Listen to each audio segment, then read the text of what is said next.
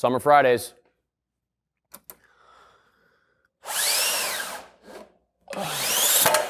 Damn it.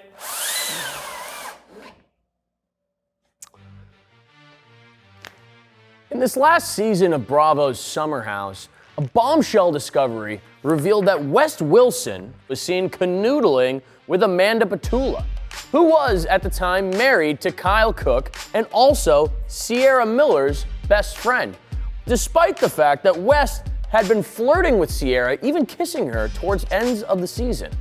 Amanda, all the while going through her own separation and divorce from husband Kyle Cook. A couple that have been together for 10 years, nearly every season of the show. And to all the men that have been watching so far, wondering, I know the men watching this so far are thinking, brother, what the friggin' crud are you talking about? I agree.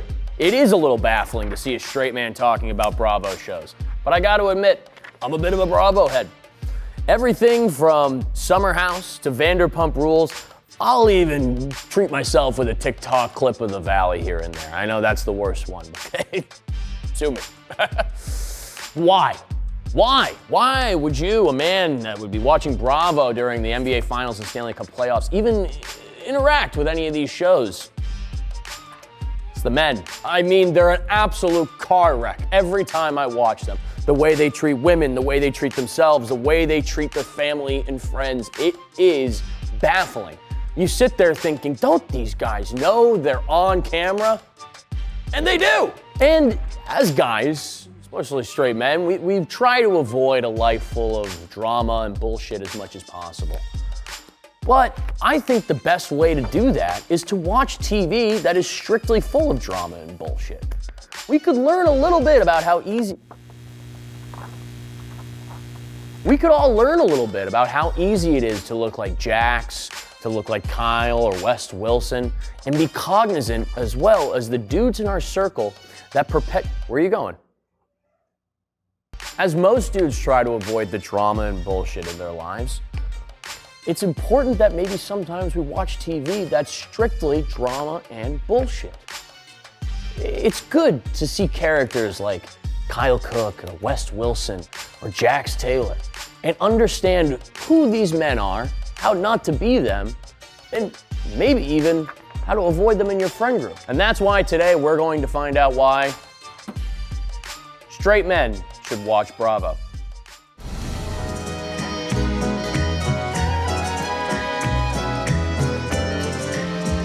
Welcome, folks, to Bad Ideas with Alec Flynn. Welcome to Bad Ideas with Alec Flynn. This is a video essay series which does not rely on any ounce of AI for its research and/or reporting. I'm just a guy that likes to read a lot and tell you what the fucking deal is. Today, our research is drawing from mostly my own viewing experience, as well as a couple TikToks, a couple definitions from Merriam-Webster's dictionary, and a little bit of slang, and some talking points that I even picked up from the creator on TikTok, Leslie Yee. So, for today's purposes, if you are not familiar with the Bravo universe, we are going to stick with one television show. That is Summer House. Summer House has me absolutely dialed in this year, and they usually bring me in.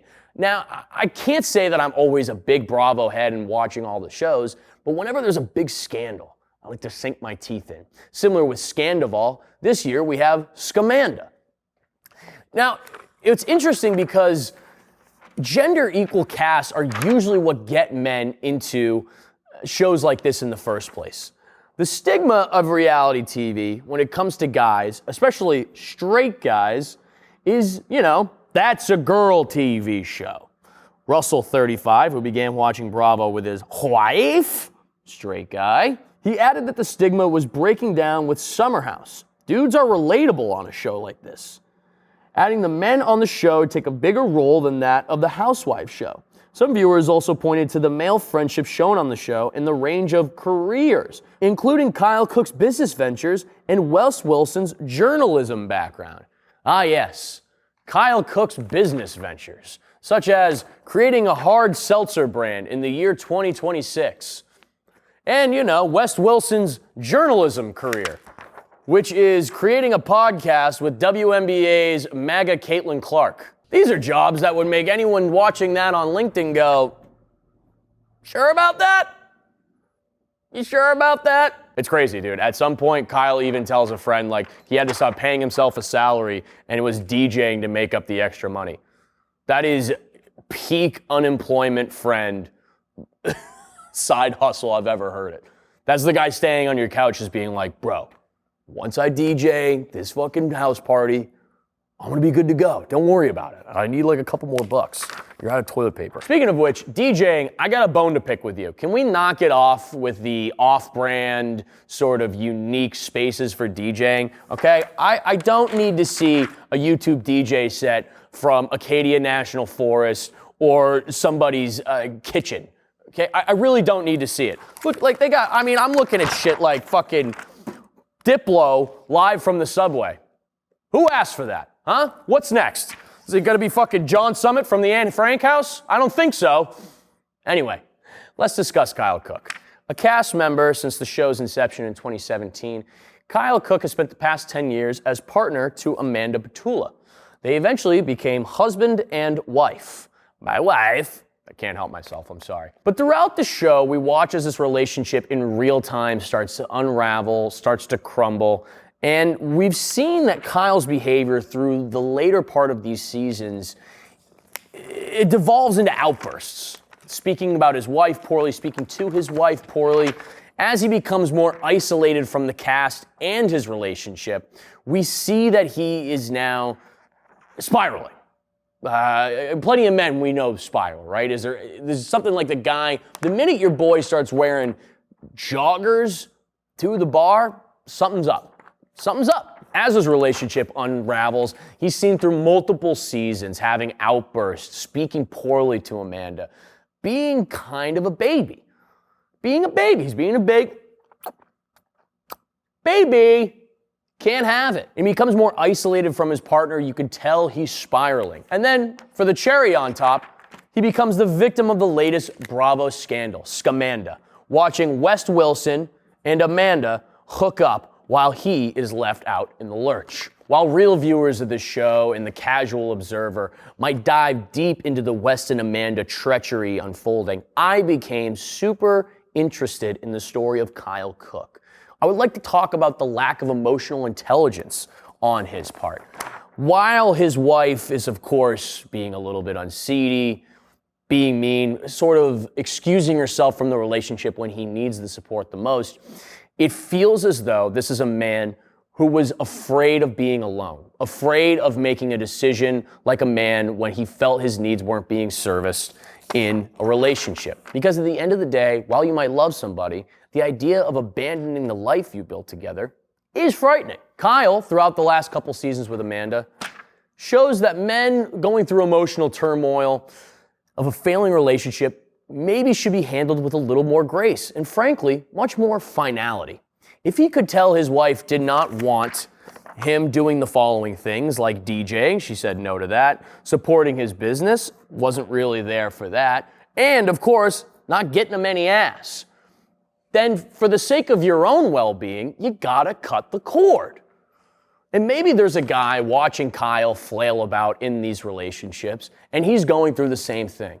He's feeling isolated. He's feeling alone. He's feeling like all of his friends maybe are just trying to help him hold on to something that no longer serves him. And if he's watching Summer House, maybe he sees Kyle.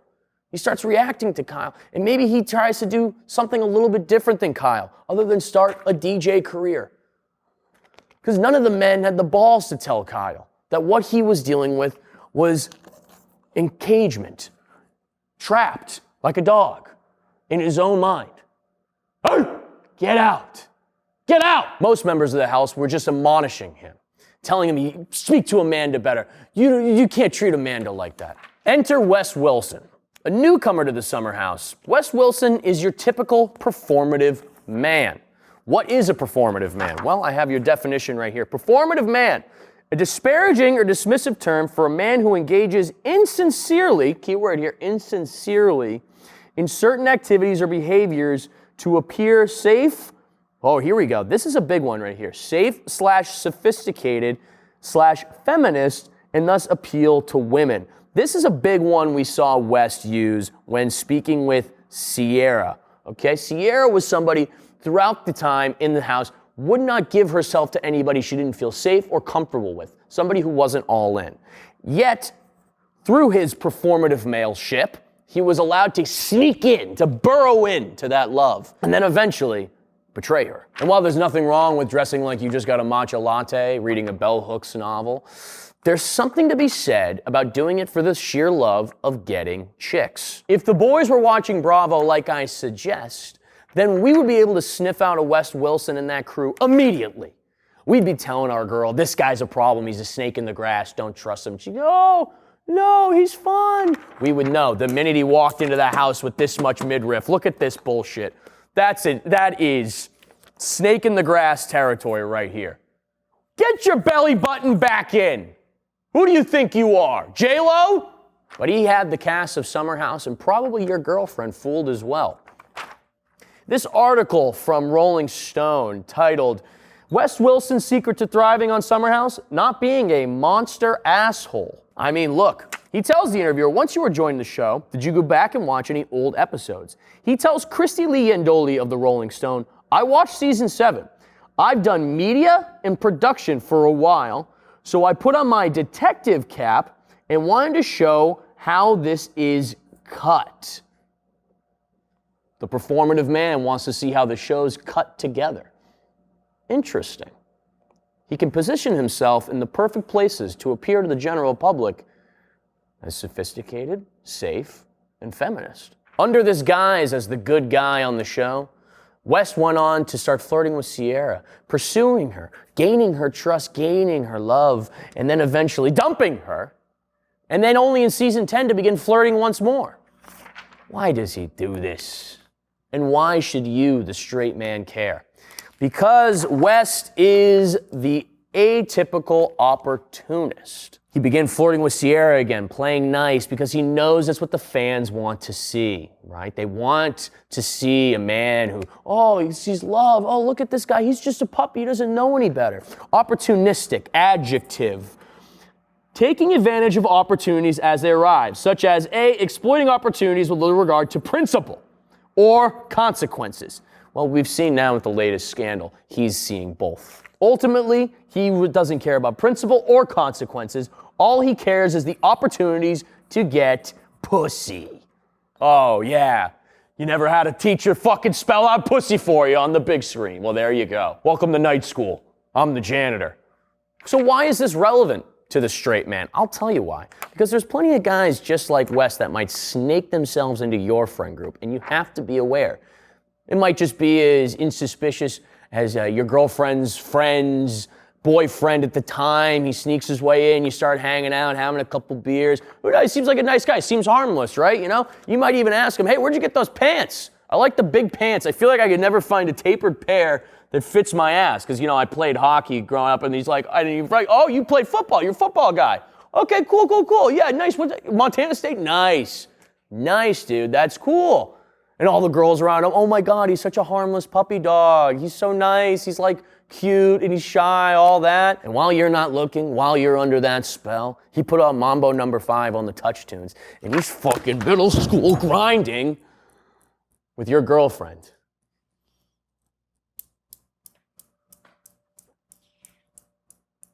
I'm trying to help you. Basically, men need to understand that a Wes Wilson can happen to you and your friend group as well.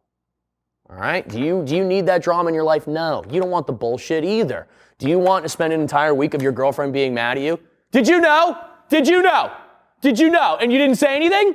He's doing anal with Kelly's mom? What? Now, to the lads that have stuck around and they're thinking to themselves, yo, Flynn, Big Al, Unk, it's reality TV. Of course they're all scumbags. Plus, you can't even gamble on it. Why would I watch this? Enter Carl Radke.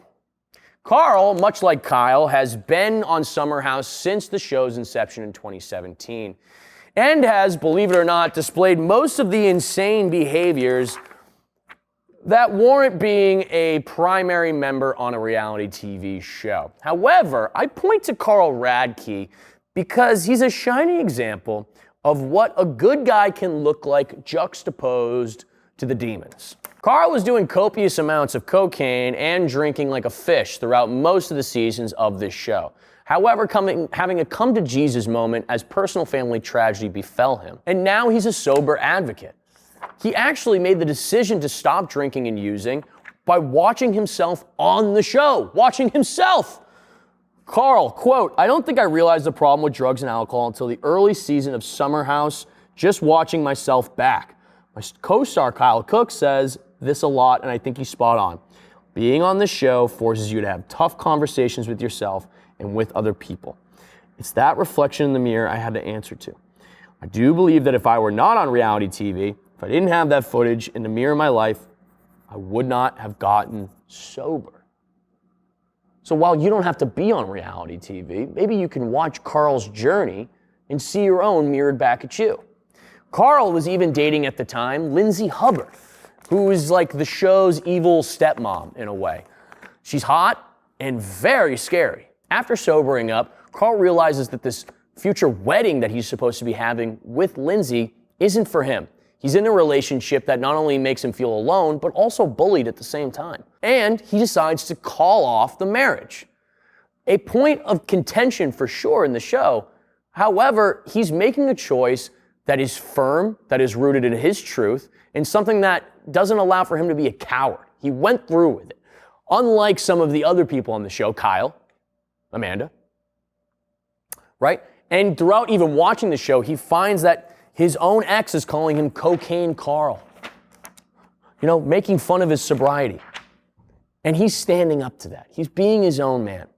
He even went into business for himself later on. He started his own sober bar, which, you know, I would never go to, but good for you. Carl is the type of guy you can root for on a Bravo TV show. He's done the work. He leads by example in the house. And this is why straight guys should be watching Bravo. Because whether you're watching West, or you're watching Kyle, or you're watching Carl, or Jax, or Sandoval, or any of these dudes, you can have a direct mirror into a situation maybe in your own life where you decide, man, it's fucking being toxic there. Or like, man, I wasn't being a good guy. Or you could say, wow, look at the way he stepped up. It kind of shows every little life scenario, albeit in a very corny and stupid fashion, but nonetheless, you could also say to yourself like, oh, well, you know, I'm not on camera, like I'm not being filmed, like these guys have really got it out of control. Well then, yeah, remember you nut tapped the bride's father at the last wedding you were +1 at? Everybody else does. Maybe think about that. Bravo TV is a good place to find the bad, understand what it looks like. Cut it out of your friend group. Cut it out of your own psyche and your own toxic personality. And sometimes we can even recognize the good parts of us. You can be a Carl, right? You can be a KJ. I don't really know about Ben yet. I don't really like his Australian accent. I'm not gonna lie to you. I think that guy's a sneak. So remember, if the guy in the crop top insists that your girlfriend come to the David Guetta concert at the Indian Burial Ground, just remember what you learned on Bravo. This has been Bad Ideas with Alec Flynn. If you really enjoyed this show, I recommend you subscribe, like, share it with a friend.